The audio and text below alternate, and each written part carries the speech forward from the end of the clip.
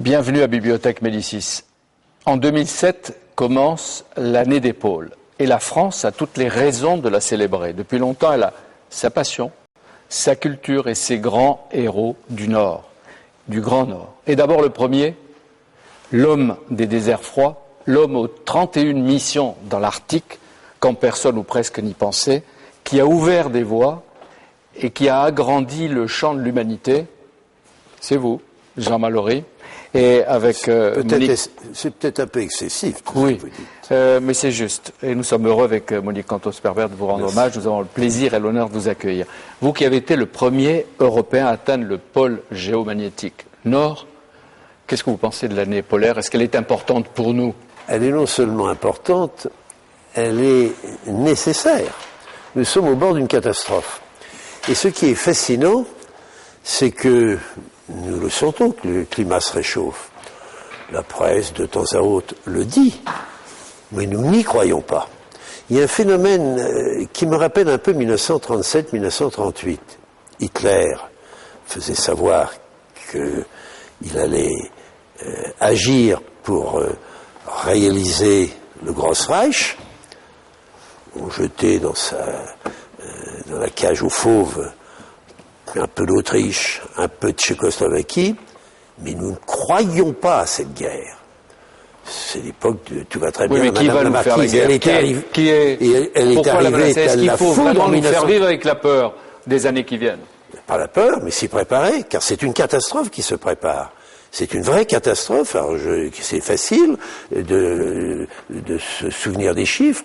Au XXe siècle, l'augmentation de température était de 0,6 degré. Il y a une aggravation extraordinairement rapide qui peut aller jusqu'à 5,6 degrés. À l'heure actuelle, si on peut faire quelque chose, c'est diminuer le CO2 et agir. Et Sir Nicholas Stern, qui est le conseiller du gouvernement britannique, rappelait que les banquiers pourraient encore mobiliser une somme capitale très importante pour freiner. Mais en 2030, ce sera le krach financier, ce sera impossible. Ce krach financier coïncidera avec une panique, car ce seront des tsunamis, ce seront des catastrophes de tous ordres, et quand il y a des désordres pareils, c'est la guerre. Et vous pensez que maintenant que nous sommes alertés, nous allons agir? Je puis vous dire que je crains que cette année polaire internationale soit un signe fort, mais pas suffisant. Mais encore la Chine n'en veut pas, ouais. Les États-Unis n'en veulent pas, les pays émergents n'en veulent pas, donc c'est une révolution économique qu'il faut... mais personne n'y est prêt. Mais je dirais presque, je me tourne vers les philosophes, il faut inventer, indépendamment du capitalisme, indépendamment du socialisme, une nouvelle économie. Pardonnez-moi, le temps passera et le malheur sera là. Donc, la révolution est culturelle aussi. Il faut changer. Les modes de vie doivent être modifiés. Alors ce que je vis, moi, c'est dans l'Arctique.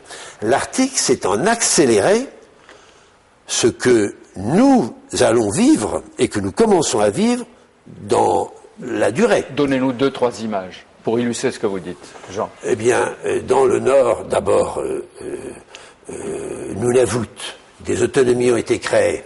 Ceci satisfait les cyniques que nous sommes, car nous sommes des conquérants. Nous sommes, ça fait partie de la force du blanc, de l'occidental. Il explore, il exploite. Il occupe. Il occupe. Mais bon, on a créé des territoires autonomes. Mais ils n'ont pas de chance avec l'histoire, les Inuits, comme les Sibériens. C'est que le réchauffement climatique est de telle nature que Nunavut a au nord le passage du Nord-Ouest. Le passage du Nord-Ouest, dans 40 ans, aura un trafic voisin de celui du canal de Suez. C'est ce que dit l'année des pôles. On en parlera tout à l'heure. Par tout le pétrole, on l'exploite, on le Sibérie, en Alaska, donc les autochtones. Vous connaissez votre chemin depuis votre jeunesse, que vous avez fait, etc. Est-ce que vous savez maintenant qui vous êtes? Très lentement. J'ai pris conscience, je suis géographe, je suis un homme de la pierre, je suis un homme de l'environnement, ce qu'on appelle en allemand l'Umwelt. Et les Inuits, avec lesquels je partage une vie solitaire, sont des hommes qui silencieusement parcourent ces étendues et perçoivent avec des neurones dont nous ne disposons plus des nervures, des réseaux. Et ces nervures et ces réseaux leur permettent peut-être de mieux comprendre ce que, en Inuktitut, en langue esquimaude, on appelle l'umma, les forces, les pulsations. Et c'est ces pulsations qui les mettent en relation avec l'univers. Ce qu'il y a de remarquable avec les peuples primitifs, c'est qu'ils ont d'abord une relation verticale avec le cosmos. La hauteur. La hauteur. Les esprits sont dans la Lune. C'est ce que Bachelard appelait la cosmodramaturgie. Mais ce qu'ils ont de plus mystérieux, c'est une vision spatiale, une vision horizontale. Et là, ils ont des réseaux. C'est vrai. Non, mais là, vous parlez d'eux. On y viendra, les Inuits. Mais donc, vous l'Inuit. Bien, peu à peu, m'ont changé. Je suis chrétien, je suis un occidental, je suis un homme de raison. Tout ceci est peu à peu dilué parce que ceci ne va pas dans cette relation. Et s'il y a un premier converti, c'est moi, converti à l'animisme. Oui. Vous êtes illustré aussi en lançant la collection, en la créant, la collection Terre humaine, dont un des auteurs est avec nous, Claude Lucas. Je le remercie parce que vous êtes venu de l'île d'Ouessant, vous habitez... De très loin. Hein, de très loin. De chez les Inuits, tout à fait, mais enfin... Oui. Vous vivez... Quelque part, je crois que vous aviez dit à Jean-Yves Causan que c'était un peu les Esquimaux, les Ouessantins. Quelque part, c'est une île, un univers clos aussi, fermé sur leurs traditions, leurs mœurs et leurs habitudes. Et c'est vrai que je viens de loin, d'une certaine manière. Oui, vous vivez un homme libre. Est-ce qu'il faut rappeler que dans le livre que vous avez publié, Claude Lucas, on en parlera tout à l'heure, Suerte, l'exclusion volontaire, chez Plon, la collection Terre humaine qu'il a créée, vous racontez 20 ans de prison. C'est ça, 20 ans de prison en plusieurs fois, en plusieurs étapes. Enfin, c'est mon parcours, j'allais dire hélas tout de même. C'est aussi mon cheminement personnel, mais c'est un parcours. Ouais, quoi. Et c'est une rencontre. Et c'est une rencontre, oui, qui s'est faite de façon, j'allais dire... je ne sais pas si on peut parler de miracle, hein, on peut parler d'animisme, enfin il y a peut-être des choses comme ça qui se passent par derrière nous. Et il s'est trouvé que ce manuscrit a été adressé Votre manuscrit a été adressé à Terre humaine, Plon l'avait refusé, et puis ma femme l'a envoyé à Jean Mallory. Avec un ruban rose, et sur la première page, chiche. Parce que vous demandiez un petit peu aux damnés de la Terre de s'exprimer, je ne veux pas non plus... créer une dramaturgie inutile, là. Je pense pas que j'étais un damné de la Terre, mais enfin j'étais quand même quelqu'un qui était à genoux, qui était en situation d'échec existentiel. Et Jean Mallory, sa collection m'a tordu la main. Et quand il est venu me voir la première fois au parloir de la prison de Villefranche-sur-Saône, il m'a dit Terre humaine, c'était un peu grandiloquent, mais c'était très beau, vous accueille. J'étais quand même dans le parloir de la prison. Donc vous êtes vu souvent en prison. Le livre est sorti. On s'est rencontrés en prison, oui. Bien sûr. Mais vous avez commencé à écrire alors que vous étiez en prison. Ah non, mais le livre était déjà... Et le livre était déjà écrit. Il était déjà sorti, j'aurais pas pu le sortir. Il faut quand même le dire, ça. Dans l'état de la législation française actuelle, ce livre n'aurait pas pu sortir d'une prison française. C'est pas une apologie du crime, bien entendu, mais enfin c'est un livre quand même qui porte témoignage de la prison, qui est un petit peu critique, qui est aussi un livre intérieur. Mais en tout cas, pour son aspect critique, la législation n'aurait pas permis qu'il sorte. Et je l'ai écrit en Espagne, et donc en Espagne... Dans une prison d'Espagne. Une prison d'Espagne. Vous dites qu'il n'y a ni censure, et surtout respect de la dignité du prisonnier. Vous pouvez écrire comme vous voulez à vos femmes, à votre femme, à vos amis, sortir un manuscrit ne pose pas de problème. Si vous étiez Claude Lucas en prison, c'est qu'il y avait des raisons. Certes. Et vous acceptez vos responsabilités. Bien entendu. Les raisons étant... Bien entendu. Vous choisissez un chemin, vous assumez les conséquences. Et pourquoi vous étiez en prison ? Pour des hold-up, pour toute une vie de délinquance, hein, de malfaiteurs, quoi. Alors, vous citez un de vos amis, Paul. Ce n'est pas un interrogatoire. Vous citez un de vos amis, Paul, et vous dites la responsabilité morale dans la délinquance, c'est quand on se dit tant pis, mais je le fais quand même. Oui. Est-ce que vous assumez cela ? Oui, bien sûr, parce que lorsqu'on est un déviant, un délinquant, eh bien, on est effectivement en dehors des normes, en dehors de la société. Et on fonctionne comme ça, on ne se pose pas de problème éthique. Le problème éthique, moi, il m'a interpellé lorsque j'étais en prison, lorsque j'arrivais à un âge où c'était un petit peu... où j'étais à genoux, donc il y a un arrêt sur image. Oui. Et la prison, est-ce qu'on peut dire qu'elle vous a aussi sauvé, ou le manuscrit, l'écriture, le livre ? Non, pas la prison. La prison n'est pas un endroit où on puisse se sauver. J'ai eu la chance d'avoir fait des études secondaires normales, d'avoir un parcours d'adolescent. Non, dans ma jeunesse. Mais après. Et donc d'avoir le goût de la l'écriture, le goût de la littérature. J'ai toujours écrit, et même quand j'étais un voyou, un braqueur, j'allais au TNP, je m'intéressais au théâtre, donc j'ai toujours été attiré par l'écriture. Et je n'ai pas souvenance d'un moment dans ma vie carcérale où je n'ai eu le goût d'écrire soit des pièces de théâtre, soit quelque chose comme ça. Pour moi, les mots étaient ce par quoi mon chaos pouvait prendre sens. Mais quelle est la correspondance entre l'enfermement et les grands espaces? C'est difficile de répondre si rapidement. J'aurais dû me préciser que ce livre a paru parce que Claude Lucas devait passer aux assises. Et il voulait témoigner par son livre, qui est assez dur, je dirais même pour les pouvoirs publics, avant d'être jugé. Donc ce livre était sur la table du président du tribunal devant tous les jurés, et Claude Lucas le tenait absolument. Et en outre, il tenait à ce que je sois le témoin de la défense et son seul témoin. Peut-être pourriez-vous rappeler ce... Tout à fait, vous êtes mon seul témoin. La défense m'a demandé si je souhaitais que ma femme vienne, c'est-à-dire je ne voulais pas qu'elle passe par cette épreuve qui est quand même très très difficile. Elle m'accompagnait depuis 12 ans et il m'est venu à l'idée que je voyais que vous pour non pas me représenter, mais enfin pour témoigner en tout cas qu'il y avait quelque chose, un changement qui avait eu lieu. Quand on écrit, ça n'est pas anodin. Et lorsqu'on est publié à Terre Humaine, ça n'est pas non plus anodin. J'ai rappelé au juge... Donc c'était important. Est-ce qu'il a été bon, défenseur de Claude Lucas? Il est meilleur chez vous, monsieur Lucabache. Vous voulez dire qu'il n'était pas très bon au tribunal? Il était décalé, en fait. C'est quelque chose, c'est pas quelque chose de très facile de devoir décliner son identité devant le président des assises, se retrouver un petit peu dans un univers qui est un univers aussi médiatique comme ici, mais autre chose. Comme, ce que j'ai voulu affirmer, c'est que nous étions compagnons. Tout à fait. Compagnons Terre Humaine, et que toute Terre Humaine était avec vous. J'ai interprété votre présence comme un compagnonnage, et du reste, quand j'ai vu que ça tournait très mal pour moi, le procès, je vous ai écrit une lettre d'ailleurs où j'étais un homme blessé, et vous étiez là, vous représentiez un petit peu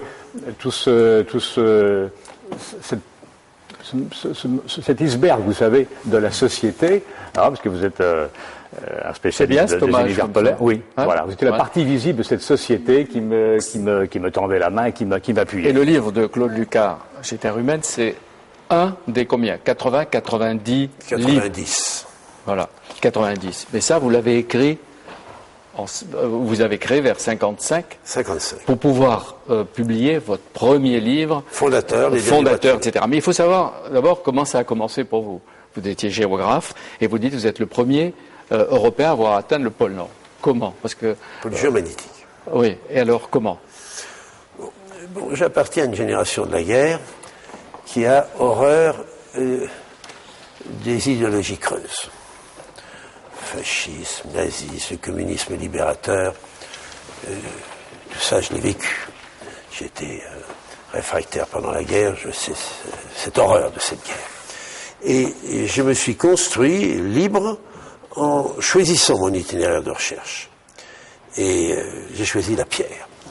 Donc, pourtant, je suis passionné par la philosophie de l'histoire, mais... la pierre, parce que vous dites qu'elle a de l'énergie, qu'elle pense, la pierre. Elle pense, elle est vive, et elle est au début même de l'histoire de l'homme. Et ainsi, peu à peu, en travaillant sur ces canalicules des pierres, les écosystèmes, et la vie a fait que je ne me suis trouvé moi-même que dans les déserts. Et particulièrement les déserts froids. Oui, vous avez commencé dans un désert du Maroc, chaud. Maroc, je suis marocain, mais surtout dans le Hogar. Donc imaginez l'homme qui est devant vous, avec un chamelier touareg, un haratine, puis un cheval de bas. Nous sommes à 2800 mètres d'altitude, dans la neige. Et je suis fasciné par les mesures de température, c'est ce qu'on appelle la géocryologie. Je mets des thermomètres dans le sol, dans les pierres. Bref, j'essaie de comprendre. Et soudain est arrivé un méhari avec un chamba qui m'a tendu un télégramme.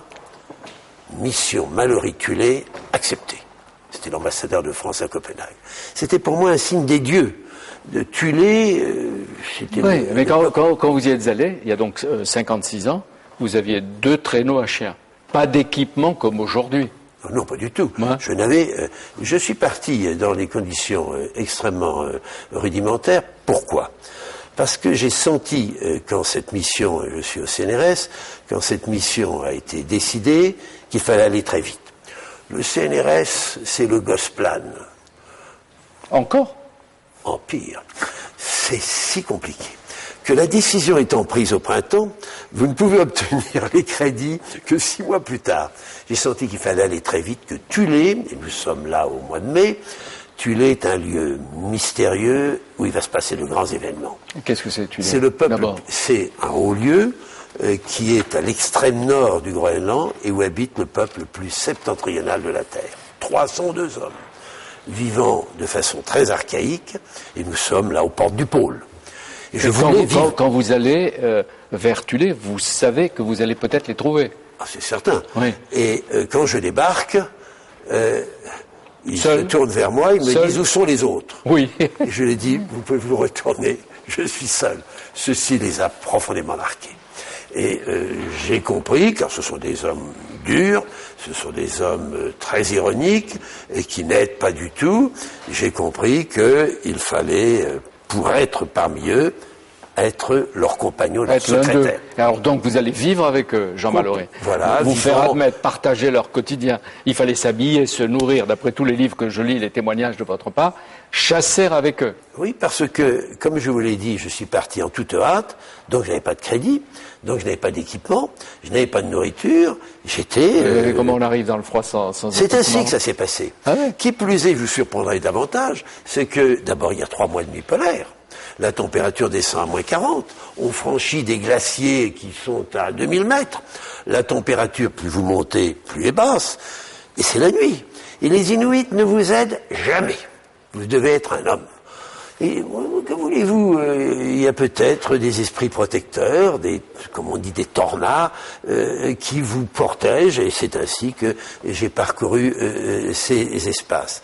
Et ces espaces, je les parcours sans boussole, car c'est un lieu de magnétisme majeur. Sans carte, la carte n'est pas levée. C'est vous qui allez la faire. Vous l'avez dit. Et alors ? Eh bien, c'est peu à peu, alors, mon Dieu, est-ce que le phoque a bon l'homme goût a été Hein changé de la pierre à l'homme. Jean Mallory, est-ce que le phoque a bon goût ? Très. Et si vous venez avec moi, je vous réserverai C'est pas une terre pour végétariens. Si, la viande favorite, qui est celle du foie, que l'on prend de la façon suivante, car dans une société anarcho-communaliste, c'est-à-dire d'un communisme primitif, et quand le foie est ainsi dégagé, on le prend cru, j'en prends un morceau que je vous passe, et vous prenez l'autre morceau, et ainsi tout le groupe partage. Et Tout vous est avez cru. ouvert vous-même le phoque avec vos amis. Oui, il y a des rites assez complexes. Ah oui. Donc vous avez fait cette expédition extraordinaire qui vous a permis de relever la carte au 100 millième de toute la région, mais aussi vous avez séjourné dans ce petit village de Siorapaluk de 32 habitants. C'est une toute petite structure et quelques igloos. Et là, vous partagez totalement la vie de ceux qui vous accueillent. Vous dormez dans l'igloo d'une famille Côte à qui côte. vous accueille. Comment avez-vous vécu cette intimité à laquelle nous ne sommes pas du tout habitués dans les pays occidentaux, où il n'y a pas de moment, où la solitude est une solitude, comme vous le rappelez, qui se marque par un baissement d'yeux, la volonté de vie privée par un détournement de regard, mais où les corps vivent constamment ensemble. Bon, c'est difficile de vous répondre. C'est une énergie qui est due d'abord à la joie de vivre. J'étais avec un peuple pré-adamique. Pré-adamique. J'ai vraiment vécu l'allégresse du paradis. Ça vous paraît curieux, dans ce climat extrême, Manquant de tout. où il pratique une écologie tempérée, car tout est organisé, est prévu, et c'est le rire, c'est l'allégresse, c'est la joie de vivre. Oui, je dis pré-adamique. Et quand j'ai vu avancer les hommes habillés de noir, des missionnaires luthériens, j'ai compris qu'en vérité, ce message ne pouvait pas passer. Car ce qui va les séparer, et c'est peut-être l'objet de mon livre, c'est cette conviction que nous avons, nous chrétiens, nous occidentaux, que nous avons été marqués par le péché originel. Alors cet homme noir va lui dire, tu es mauvais. Comment suis-je mauvais? Tu es mauvais. Ton enfant est mauvais. Il est né mauvais. et Dieu salvateur va peut-être te sauver. Il ne peut pas comprendre ce message. Il dit, je ne comprends pas, la nature est bonne pour moi. Les oiseaux viennent dans le nord pour se faire manger. La baleine vient vers nous pour nous rencontrer, nous cousins. C'est ainsi que la nature a été comprise. L'homme fait partie de cette nature.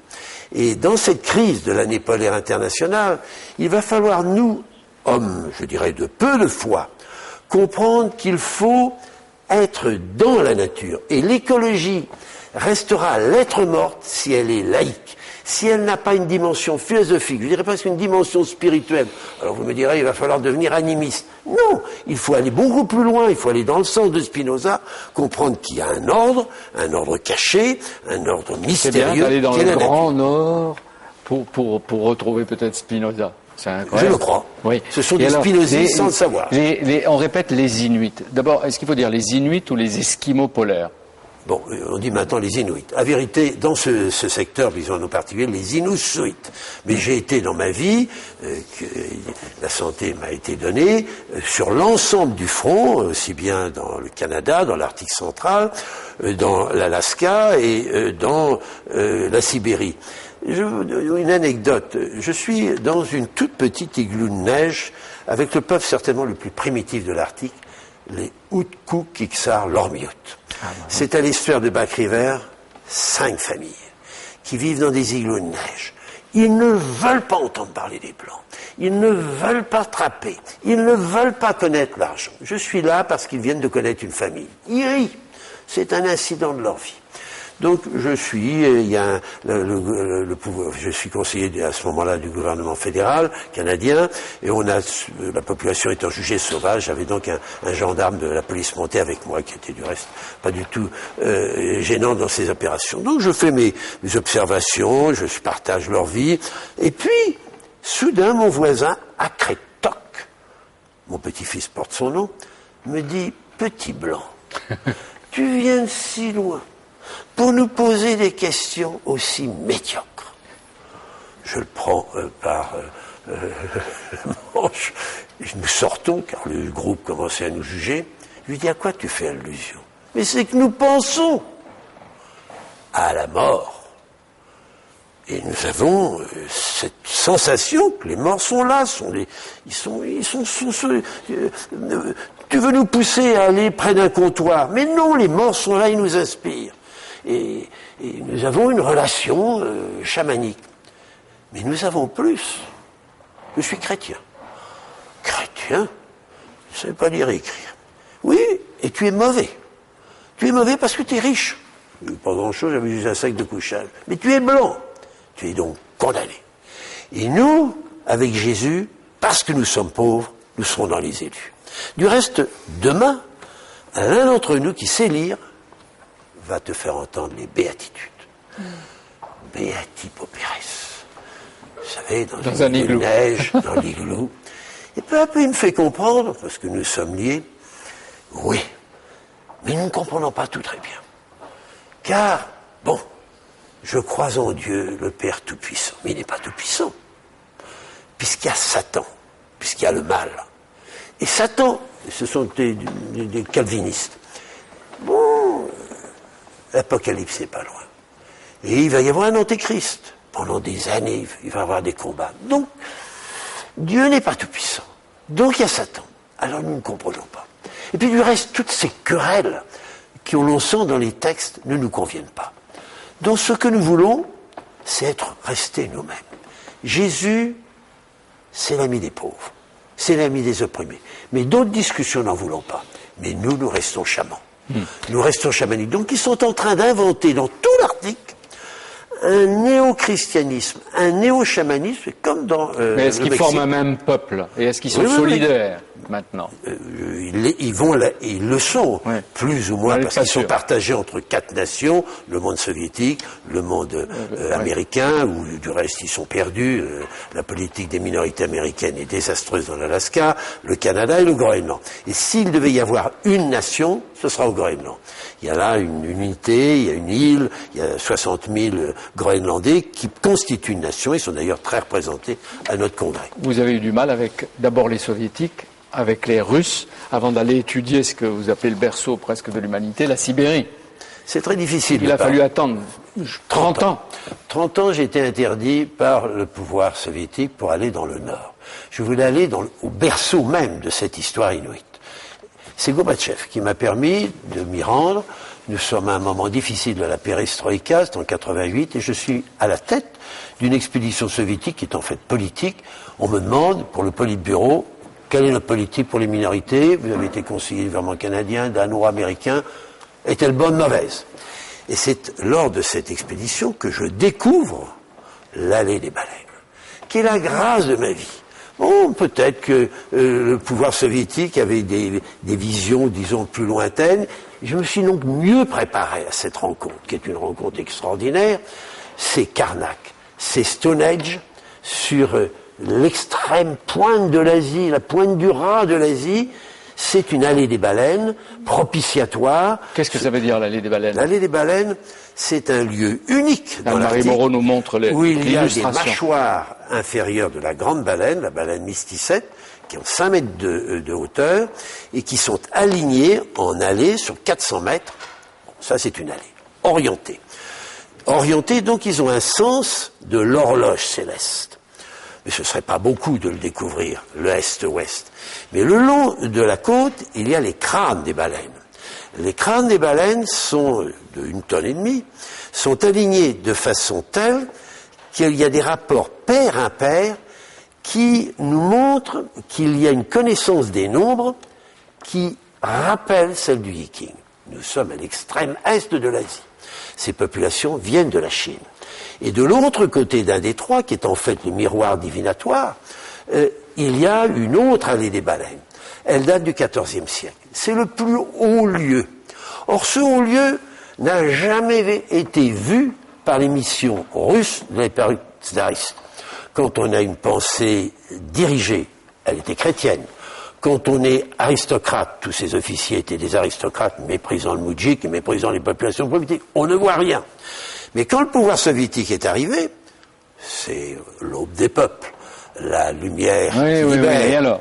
Ils n'ont rien vu. Vous êtes en Russie maintenant à Héros. Je dois dire que vous êtes le président d'honneur à vie de l'Académie polaire d'État de Saint-Pétersbourg. C'est un moment extraordinaire. Je reviens et le pouvoir soviétique, en fait c'est l'école du parti, à Leningrad, me dit alors. Mais je dis pardonnez-moi, ça va pas du tout. Ils étaient 300. Lénine s'est peut-être trompé. Oula. L'atmosphère glaciaire, c'était un retour du Vurmien. Je lui dis, je parlerai à voix basse. J'étais dans le palais Potemkin où il y avait beaucoup de micros. Je suis un scientifique, je ne peux pas démontrer que Dieu existe, mais le contraire non plus. Au nom du matérialisme dialectique léniniste athée, vous avez pourchassé les chamans.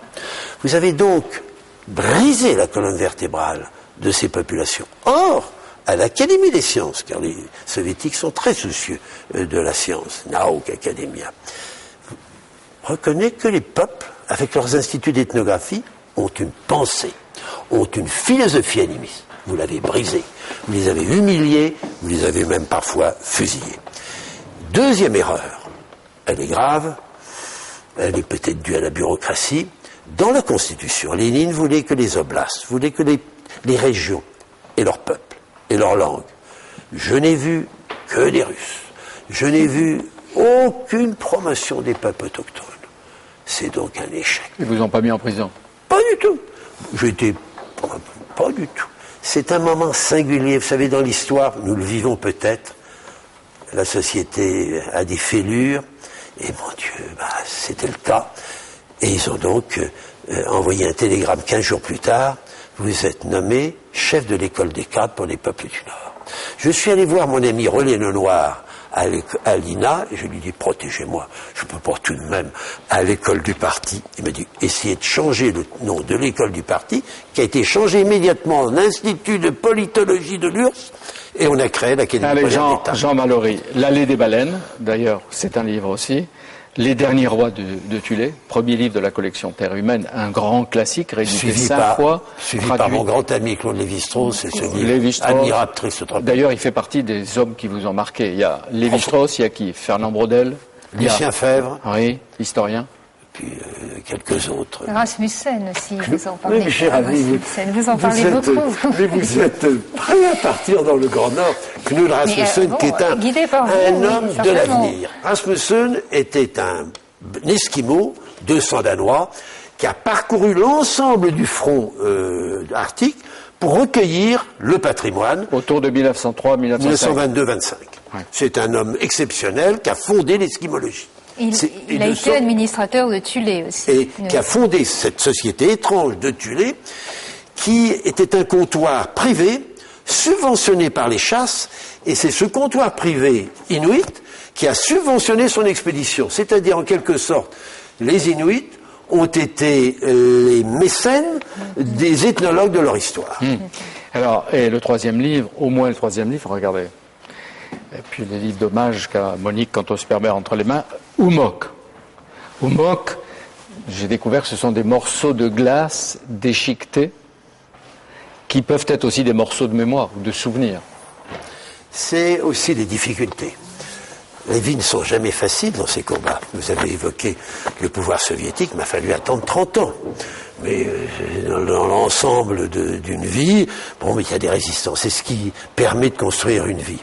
Ce que je voudrais évoquer aussi, c'est le livre qui vient de paraître, qui est un des livres les plus surprenants peut-être de la collection Terre humaine. Révéler au peuple juif tout un groupe méconnu, les oubliés du shtetl, le peuple de langue yiddish en Europe centrale. Et ce livre qui nous montre ce peuple méconnu qui, depuis le XIVe siècle, parle la langue yiddish, qui est un peu à l'écart de cette bourgeoisie juive allemande, de l'Allemagne, de la Pologne, qui est en voie d'intégration, qui parle l'allemand. Je pense à Kafka, je pense à Freud.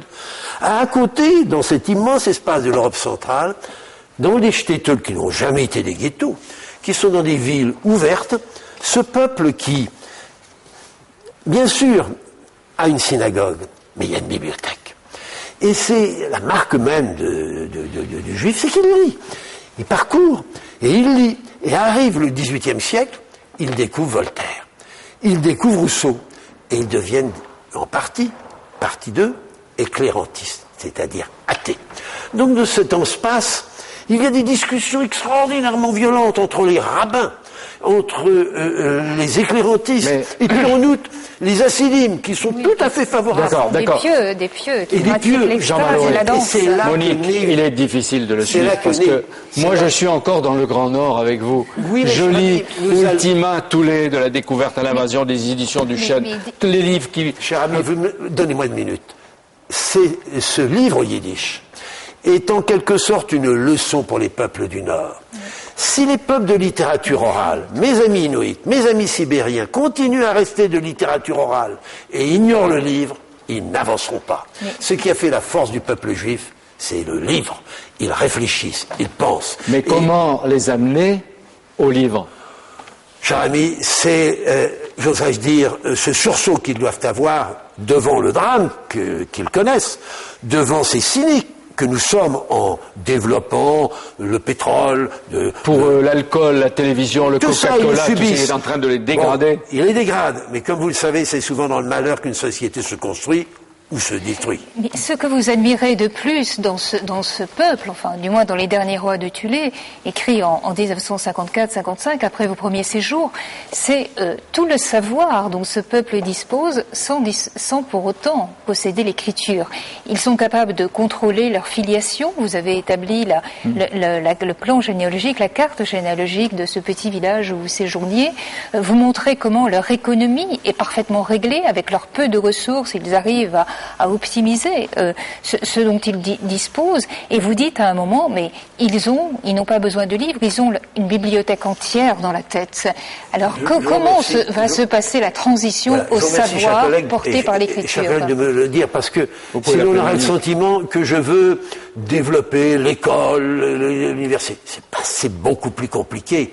Il faut qu'ils puisent dans leur patrimoine d'une extraordinaire richesse. J'ai souvent dit, et je le répète, les peuples primitifs sont le levain de notre histoire, de l'histoire de l'humanité qui est longue. Nous, je crains, n'avons plus grand-chose à dire. Mais eux, puisant dans cette culture orale, orale, mais qui est irriguée par la nature, par cette compréhension singulière, vous savez, il y a là une osmose avec ce qu'appelle Bachelard, ou ce qu'appelle, je crois, c'est plutôt pas Bachelard, c'est les mystiques rénans, Naturgeist, l'esprit de la matière. Il y a là une force qui relève d'un ordre caché. J'ai dit que c'est pas un ordre seulement de la Terre, c'est un ordre cosmique. Et ça, ils le connaissent. Et ils peuvent nous enrichir. Vous dites d'ailleurs vous-même, ils m'ont donné la liberté, l'horreur du mensonge, ils m'ont grandi, les Inuits. Eh bien, c'est ce que je souhaite. Je souhaite, si le temps leur est donné, de développer dans leur grand espace une vraie civilisation inuite moderne, mais puisant dans leur passé. Et là, ils nous étonneront. Est-ce que vous n'avez pas idéalisé ces êtres auxquels vous avez consacré une grande partie de votre vie? Je n'ai pas dit que je les ai inventés. Mais naturellement, comme tout anthropologue, j'ai essayé de voir à travers eux ce que je voulais voir. Mais je crois que ce sont des héros aux colonnes brisées, et je pense qu'une nouvelle histoire peut être établie, écrite par eux, dans la mesure où nous ne continuerons pas à les détruire. Et qu'est-ce que les travaux... Pardon. Ce lien entre l'homme et la nature, vous l'avez parfaitement montré. C'est comme cela que géographes, spécialistes de la nature, et tout particulièrement des éboulis, vous vous retrouvez ethnologue, c'est-à-dire étudier les habitudes de ce peuple, ses capacités sensorielles, sa manière de se marier, manière de vivre ensemble, ce qu'il écrit, les tatouages, tout ce qui le caractérise. Pour vous, il n'y a pas d'homme indépendamment d'une nature qui l'a faite. Et d'une philosophie. Et la nature est entièrement faite par l'homme également, d'où le si beau terme de terre humaine. Ils n'auraient continué à vivre dans ce climat terrible, alors même qu'ils avaient des famines. Quand j'étais dans l'Arctique central canadien en 60-61, c'était une vie terrible. L'euthanasie des vieillards qui se suicidaient. Oui. Une petite fille sur 3 supprimée. Cette société, ils la connaissaient comme telle. Elle est rude, mais dans le rire.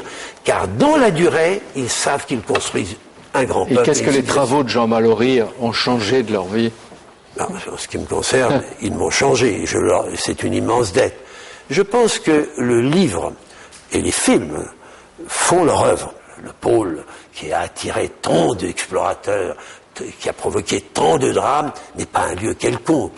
Je me permets de rappeler que je ne suis pas le seul à avoir été, je dirais, bouleversé par cet appel du Nord. Glenn Gould. Glenn Gould qui est un homme qui véritablement n'est pas préparé pour aller dans le Grand Nord, des conditions toujours techniques et physiques un peu difficiles, a eu une obsession. Jouer Bach dans le Grand Nord, dans la nuit polaire, non loin d'un village inuit où les Inuits battaient le tambour sacré, relié aux forces du lunaire, du cosmos, et non loin des chiens qui lancent leur cri agonistique, ce cri qui témoigne du désespoir qu'ils sont d'avoir été séparés de leurs cousins les hommes, l'homme qui les a domestiqués. Où est ce temps, dit le loup, dit le chien, où nous étions égaux, libres, toi et moi. Glenn Gould joue. Et quand vous étiez seul, qu'est-ce qu'on, si on peut dire, immergé dans la nature, qu'est-ce qu'on entend comme son et comme bruit? Parce qu'on dit le silence, il y a la solitude, le silence, mais il y a les bruits de la glace qui bouge sans doute. Ou de l'air, je ne sais pas. J'évoque un moment. Je suis sur un traîneau, c'est tout le début de ma vie. Je suis sur la glace. J'ai mes chiens qui avancent. Cette glace, elle a 2 mètres d'épaisseur. Il y a des craquements. Il n'y a jamais le silence complet. Il y a une énergie, il y a un souffle. C'est la terre c'est la mer qui est là.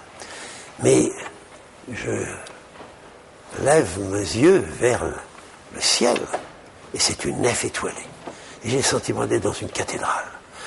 Nous sommes dans un lieu... À moins combien? Moins 30, moins 50? Moins 30, moins 30, moins 40. Mais c'est un lieu mystique qui vous porte. C'est un lieu qui ne... Vous ne pouvez pas rester insensible. Quand vous avanciez, Jean Mallory, sur la glace, sans équipement, Oh, si, j'étais habillé comme un Esquimau. Oui, déjà, oui. Vous n'aviez pas de GPS, de téléphone magnétique, non, ça n'existe pas, tout ça. Non, vous avanciez. Est-ce que vous étiez sûr de l'endroit où vous alliez poser le pied?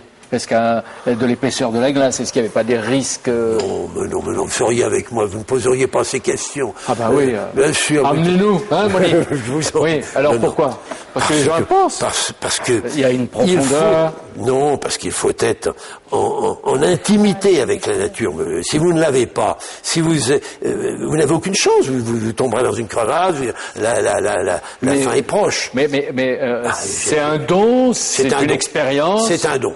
J'ai dirigé de grandes expéditions, il y a ceux qui traînent la patte, les malheureux, il ne faut pas qu'ils poursuivent, ils n'ont aucune chance. Oui. Et vos descendants, enfin, je sais pas, vos héritiers, votre fils, qui est journaliste comme vous, très bien. qui est rédacteur en chef du Nouvel Observateur, et qui porte le nom de Gauthier-Quétoc, l'homme même qui couvre la page des derniers rois de Tunis. Voilà. Et vos petits-enfants portent tous des noms de... Tous, à la demande du père, tous les héritiers qui vont faire des explorations. Vous dites, il y a encore une immensité à découvrir.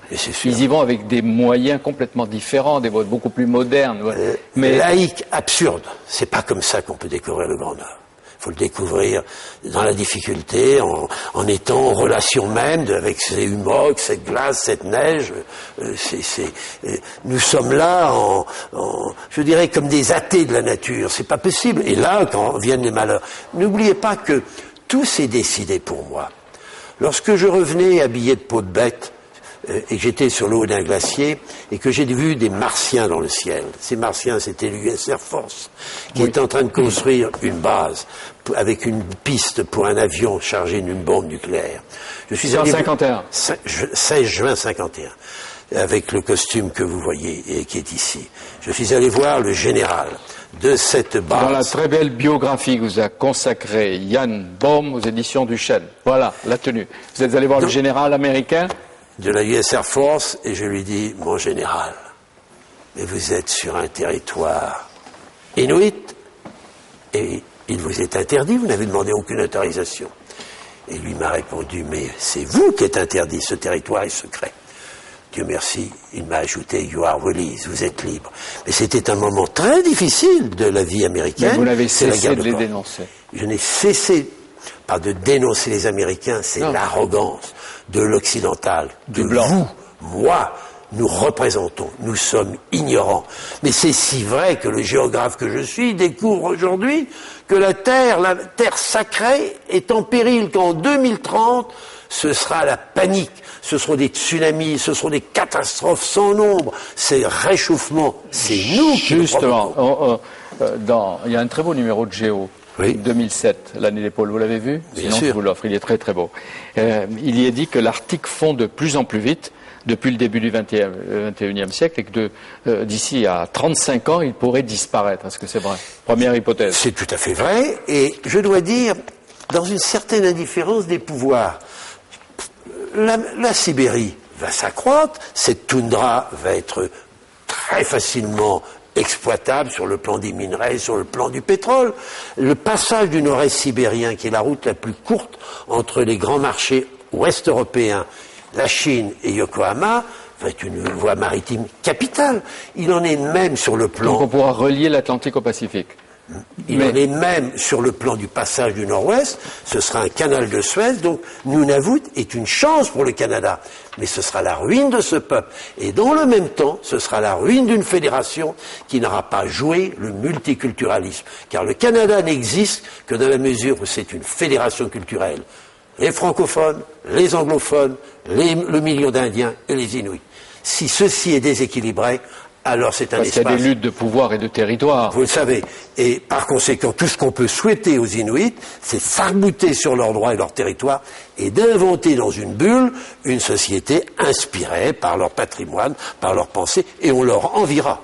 Mais avec des liens nécessaires avec le monde moderne. Alors vous avez fait le chemin inverse, c'est-à-dire vous êtes arrivé en 1950 et 51, blanc, dans une communauté inuite, où vous avez été perçu à la fois comme un ami, mais comme un autre. Vous êtes toujours resté l'autre. Vous leur posiez des questions, vous les interrogiez, et vous dites vous-même qu'ils ont peur des mots.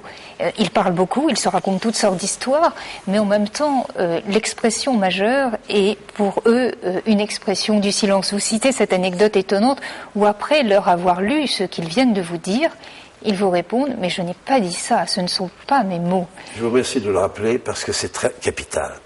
J'ai été non seulement à Tulé, mais à Savunga. J'étais dans une guérite de poètes, dans une île du détroit de Bering, l'île Saint-Laurent, et j'enregistrais. Et en effet, il y avait une légende ou des récits, et ils l'entendent, mais ils disent « mais je n'ai pas dit cela. Je n'ai pas dit cela car au moment où je parle, ma sensibilité à 10 expressions. Je suis donc avec une population à un âge pré-linguistique. Alors comment s'exprime-t-il ? Il s'exprime par la danse et par le chant. Ceci veut dire que si l'on veut comprendre l'homme, bien entendu, il y a des réalités biologiques, il y a des réalités anatomiques, mais il y a aussi ce que j'appelle la sensibilité, c'est l'art, c'est la musique. Vous dites, et ça, avant de penser, vous dites avant de penser, ils sentent. Ils sentent avant de penser.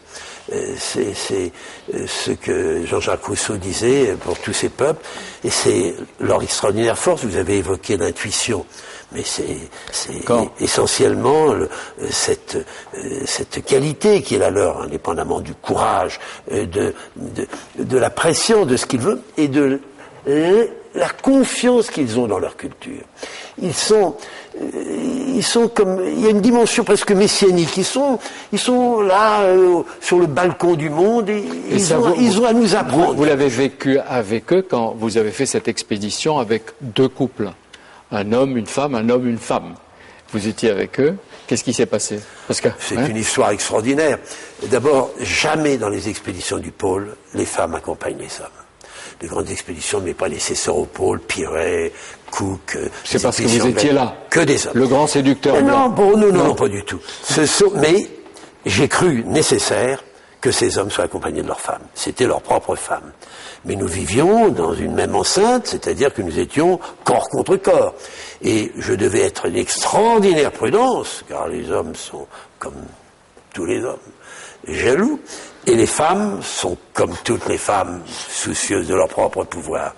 Et je dois dire que cette mission a été aidée par ces femmes qui ont atténué les difficultés qui ont été évidentes entre eux et moi, et le groupe et l'espace, car c'était une région extraordinairement dangereuse. Enfin, nous n'avions pas de vivres, il fallait chasser tous les jours, pour 42 chiens, et nous-mêmes, tout en... Et quelquefois, vous les avez laissés partir, vous êtes restés seuls, des heures et des heures. Par défi.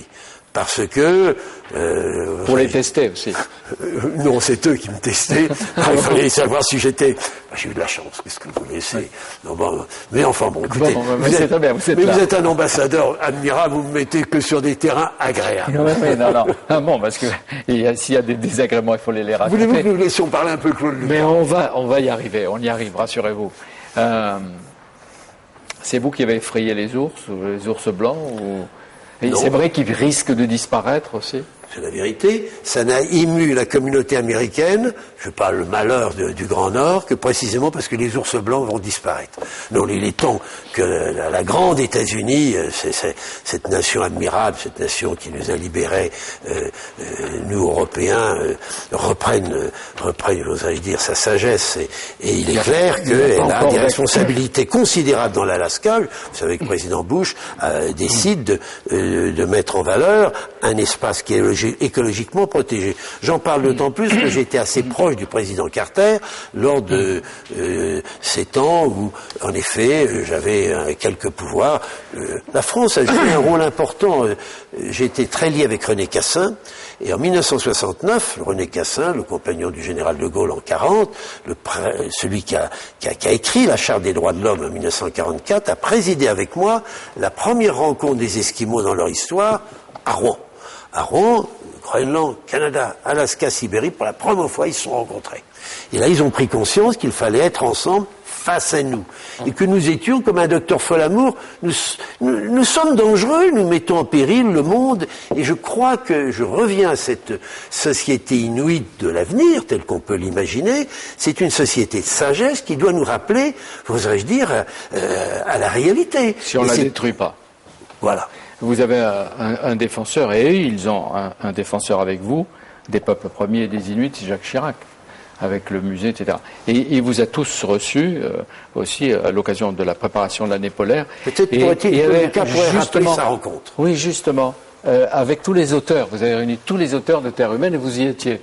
Vous n'étiez pas entré souvent à l'Élysée, vous? Non, c'est vrai. J'ai eu le sentiment, c'était un moment assez extraordinaire pour moi, vu mon parcours, de me retrouver à l'Élysée, invité par Jean Mallory. J'y suis allé un petit peu, j'allais dire, le terme est un petit peu bizarre, mais par coquetterie presque, parce que boucler ce parcours carcéral, délictuel, et puis me retrouver comme ça à l'Élysée, serrer la main du président, c'est quand même quelque chose qui n'est pas anodin et que j'ai tenu à le faire, j'ai tenu à y aller. Oui, oui.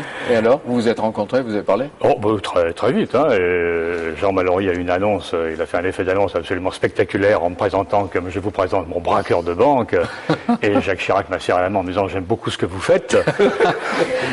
Donc, je considère que si ça n'est pas l'encouragement, c'est dommage, il m'est arrivé un peu tard cet encouragement. Ma carrière était déjà faite. Oui, enfin, pas ce que vous avez fait, ce que vous faites.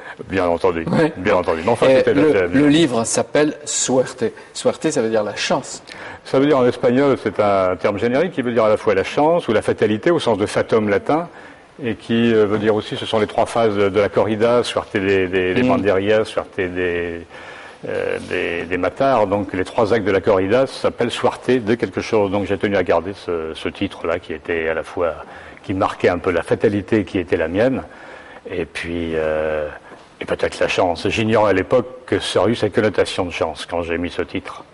C'est devenu grâce à Jean Mallory, mais au départ, pour moi, c'était la fatalité, c'était la sûreté des matards, c'était la fin du parcours. Mais alors, cette fatalité est double dans votre récit. C'est d'abord la prison qui détruit l'homme. Là, vous parlez de la bétonnière dans la tête, on n'en pouvait plus. C'est une expérience extrêmement dure où on perd le sens du temps, on se raccroche à des petites habitudes qui rythment la journée, qui sont dérisoires pour ceux qui vivent normalement et d'une importance phénoménale pour ceux qui vivent enfermés dans une vie de ce type. Et puis par ailleurs, la fatalité, c'est de recommencer, de récidiver, parce que vous avez quand même remis ça. C'est pas simplement une première condamnation. Alors qu'est-ce qui attire? Qu'est-ce qui fait qu'on ne peut pas s'empêcher de recommencer? Qu'est-ce que c'est que cette récidive comme ça que vous refaites? Alors vous avez déjà payé très durement, notamment moi j'ai commencé mon parcours carcéral dans les années 65 où la prison était très dure. J'avais donc une vingtaine d'années. Et qu'est-ce qui peut nous... c'est parce que quand on sort de prison, on est quand même quelqu'un d'à genoux. Ouais. On n'a pas de métier, on n'a pas de travail, on n'est pas inséré. Enfin, on ne fait pas partie de la communauté. Hein, je m'adresse là à l'anthropologue. On est hors communauté. Et c'est tout à fait logique, il me semble, qu'on recommence à ça, parce que qu'est-ce que vous allez faire lorsque vous sortez? Surtout que ceux qui vous accueillent, ce sont vos amis qui font partie du même milieu, donc forcément il y a une sorte de... Les seules personnes qui vous tendent la main, c'est cette communauté de banditisme qui, bon, t'as besoin de ceci, t'as besoin d'un papier, t'as besoin de quelque chose, t'as besoin d'une arme, et puis on essaye tant bien que mal de faire autre chose. En tout cas, quelqu'un comme moi n'est pas dupe de ce qu'il faisait. J'étais parfaitement conscient que ça ne menait nulle part. Mais vous le faisiez. Non, mais on le sent.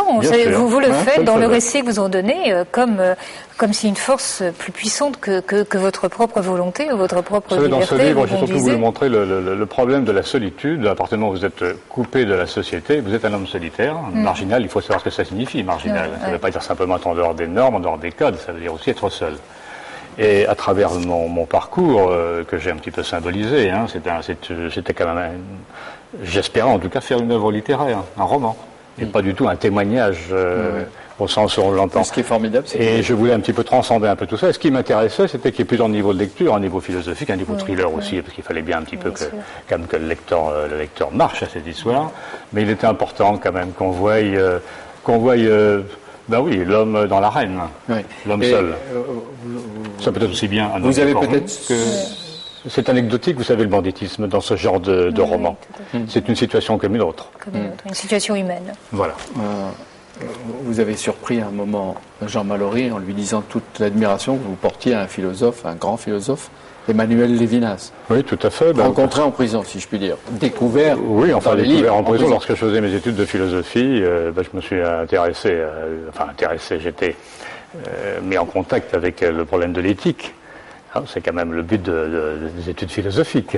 On essaie de comprendre sa place dans le monde, on essaie de comprendre ses contemporains, et on essaie aussi de comprendre ce problème du bien ou du mal. Donc Lévinas, c'était pour moi un philosophe un phénoménologue, donc quelqu'un qui avait une conception concrète et non pas kantienne de la morale. C'est-à-dire que c'est le visage de l'autre. Oui. Alors, là, on est justement transcendé. Quand on réfléchit, on se rend compte quand même que la morale, là, on est interpellé quand même par l'autre. On ne peut pas passer à côté. Lorsque je braquais, je savais que j'avais un visage en face de moi. Oui. Et déjà, à l'époque, il y a des choses que je n'aurais pas faites parce que je ne braquais pas quelqu'un comme ça qui n'existait pas. Je braquais un être humain. Et on est toujours interpellé par l'autre. Monique ? Ce qui vous fascine aussi dans la pensée de Lévinas, c'est cette idée de responsabilité infinie à l'égard de l'autre, mais d'autant plus forte qu'on est seul au fond. On a l'impression que quand on vit au milieu des autres, qu'on se sent responsable d'eux, mais pas seulement. Quand on est totalement seul, on peut aussi se sentir complètement responsable des autres. Je pense que plus on est seul et plus l'existence des autres est exorbitante. Et après, en prison, on est seul dans son cube de béton, et alors il y a toute cette rumeur des autres qui sont absents, mais qui est là, qui pèse. D'ailleurs, ne serait-ce que votre peine, vous la faites, mais elle est infligée par les hommes. Vous vous sentez encore solidaire avec ceux qui sont détenus aujourd'hui, qu'il y a un combat qui est aussi le vôtre, ou le vous êtes problème, passé à c'est autre que je chose? ne suis pas une homme de militant. J'estime que j'ai fait pas mal déjà avec mon parcours et ce livre. Et on m'a sollicité quelques fois pour, ne serait-ce que par le IP, des choses comme ça. Et je suis un peu quand même... pardonnez-moi, mais fatigué par mon parcours. Là, je voudrais dire que la préface est signée Emmanuel Lévinas, grâce à Jean Mallory. Maintenant, comment vous vivez ? Je suis tout simplement et banalement heureux. Je suis un homme heureux, tranquille, je respire. Je découvre, vous qui êtes près d'expérience de la nature, par les Esquimaux, je suis quand même un Esquimau sur ma île, je découvre le bonheur d'être dans la nature et de respirer, et puis de laisser un petit peu tout ça derrière. C'est à quel goût la liberté ? Après un peu avoir iodé, été privé de ça a un goût salin, c'est iodé, c'est fort, et c'est bien. Ouais. Si je peux ajouter quelque chose qui fait le lien avec Jean Mallory, j'ai été très frappée par ce que vous dites sur vos habitudes de travail. Vous dites, parlant de à la fois la contrainte et la liberté infinie que vous avez ressentie chez les Inuits, vous dites, moi aussi j'écris dans une toute petite pièce, il y a à peine la place de se retourner, mais en même temps j'ai toujours une cantine avec des documents, comme si j'étais toujours prêt à partir en voyage. L'idée, la contrainte de du petit espace d'écriture et la possibilité constante ça nous rapproche de parce partir. Que j'ai continué d'écrire, je fais des pièces pour France Culture de temps en temps, et je suis dans j'ai une petite chambre qui ressemble à une cellule, et j'ai besoin de cet espace, j'allais dire, exigu pour m'évader, pour m'en aller. Quoi. Les voyages, vous en faites encore, mais comment passe-t-on de ce que vous avez vécu à la vie de tous les jours ? Pas une sorte de banalité du quotidien ? Je suis marié. C'est la même femme depuis 50 ans, même plus. J'ai 2 enfants. Mais je dois vous dire que, je suis universitaire puisque je suis directeur d'études, hautes études, directeur de recherche au CNRS, mais je n'aime pas beaucoup le milieu et la société où je vis. Mais je n'aurais pas été un homme du Nord vivant de façon permanente. J'aurais pu épouser une Esquimau. Non, c'est pas du tout. Je suis un homme qui cherche à comprendre, à réfléchir, mais ma géographie intérieure est dans le Nord. Oui, vous racontez que les Inuits vous ont appris, et vous l'avez montré tout au long de cette émission, l'humanisme, le grand âge, la quête de l'invisible, la préparation à la mort aussi. Est-ce que ça aide, ce que vous avez vécu ? Oui, parce Est-ce que vous avez entendu d'eux ? Oui, parce que j'ai fait face à la mort à plusieurs reprises. Et je dois dire que, assez singulièrement, à un moment particulièrement dramatique, c'est eux qui m'ont aidé. Mais vous ne me croirez pas. C'était un infarctus. Et je ne savais pas que j'étais menacé par un accident cardiaque. C'est à Paris. Et ça devenait de plus en plus cruel, Vous savez que c'est ce qu'on appelle l'angor, ça vous resserre. Et un de mes amis inuits, un chaman, m'a dit, quand ce sera le moment du passage, chante ce grand air. Et nous sommes là. J'ai marmonné. Et c'est, en effet, moi j'étais en train de partir. Vous savez, c'est ce qu'on appelle le chemin que l'on connaît. Bien, en ce qui me concerne... Vous avez fait demi-tour. Oui, mais avec beaucoup de réticence. J'étais, bon, il y a l'itinéraire, il y a c'est dans le noir, c'est le silence. Mais après, je suis dans les montagnes groenlandaises et je découvre mes amis inuits habillés de peau de bête qui partent à la chasse. Je suis à 200 mètres d'altitude, je m'approche d'eux, je comprends que je vole. Je leur parle, je comprends que je suis invisible, ils ne comprennent pas. Et je ne sais plus que faire. Et c'est à ce moment-là que j'ai commencé à marmonner ce chant. Et dans la seconde, une main secourable était sur mes joues. J'ai entrouvert les yeux, elle était noire. Et la voix s'est élevée, je suis médecin. Revenez parmi nous. Ça ne m'a pas plu. La façon avec laquelle il m'a parlé, et puis les humains, non. Donc je continuais mon chemin, difficile, montagneux. La main est revenue, nous sommes deux médecins. Et de façon peut-être plus chaleureuse. Revenez. Alors j'ai fait l'itinéraire, et puis soudain, ma conscience, mon souffle, mon esprit était au bord d'un balcon, puis les appareils m'ont pris. Je suis revenu parmi les... Le secret, on l'a vu, de Jean Mallory, c'est peut-être la passion, mais il y a autre chose, non? Je suis un croyant. Mais d'où vient cette énergie? Force de vivre. Pour moi, c'est une grâce de vivre. C'est une extraordinaire grâce et je voudrais comprendre ce que... Je ne me pose même pas cette question, c'est un état de reconnaissance, c'est une attitude, mais je suis en quête de vérité.